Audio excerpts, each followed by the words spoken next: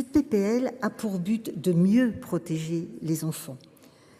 Vous avez sans doute été surpris, mes chers collègues, quand vous en avez pris connaissance, puisque cette PPL contient 3 articles qui semblent à première vue assez disparates. L'article 1 concerne le changement de nom, l'article 2 concerne des délits d'extorsion d'image et l'article 3 concerne des chauffeurs de bus.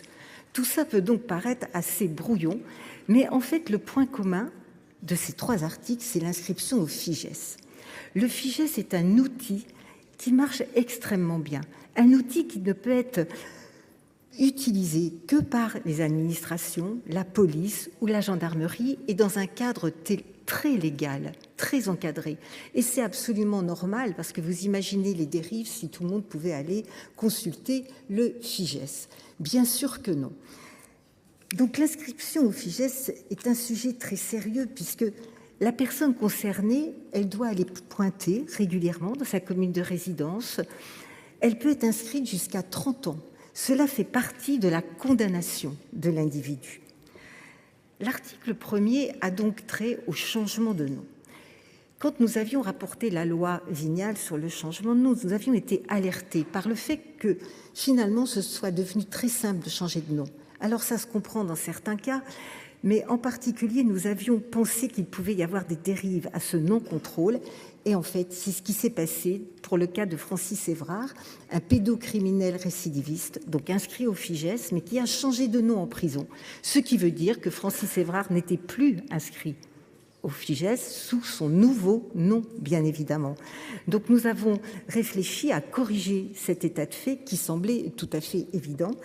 Marc-Philippe Daubresse, d'ailleurs, avait tenté de faire la même chose pour le FIJET, mais dans un texte qui n'a pas prospéré. L'article 2, quant à lui, vise à intégrer 2 délits, à savoir le délit d'incitation d'un mineur par un moyen de communication électronique à commettre tout acte de nature sexuelle, soit sur lui-même, soit sur ou avec un tiers, à la liste des infractions qui peuvent aboutir à une inscription au FIJES. Il en va de même lorsqu'il s'agit de la diffusion de ces images. L'article 3, enfin, on pourrait le dénommer l'amendement Émile Louz. Vous vous souvenez de ce sinistre individu qui était, là encore, un pédocriminel qui avait violé et assassiné entre 1975 et 1980 7 jeunes filles. La condamnation est arrivée beaucoup plus tard et Émile Louz était chauffeur de bus. Bien loin de nous l'idée de jeter l'opprobre sur les chauffeurs de bus, mais nous avons été alertés par les opérateurs de transport public qui nous dit comment savoir qu'un chauffeur de bus ne doit pas être en contact avec des enfants. Quand on l'embauche, il présente son permis de conduire, bien évidemment, mais rien de plus. Donc cette proposition vise à corriger cet état de fait et à faire en sorte qu'on mette en contact des enfants, des individus qui ont l'honorabilité pour pratiquer cette profession. Et dans mon département de Saône-et-Loire, le cas s'est produit il y a un mois où un chauffeur de bus intérimaire a eu un comportement parfaitement inadéquat devant des petits-enfants.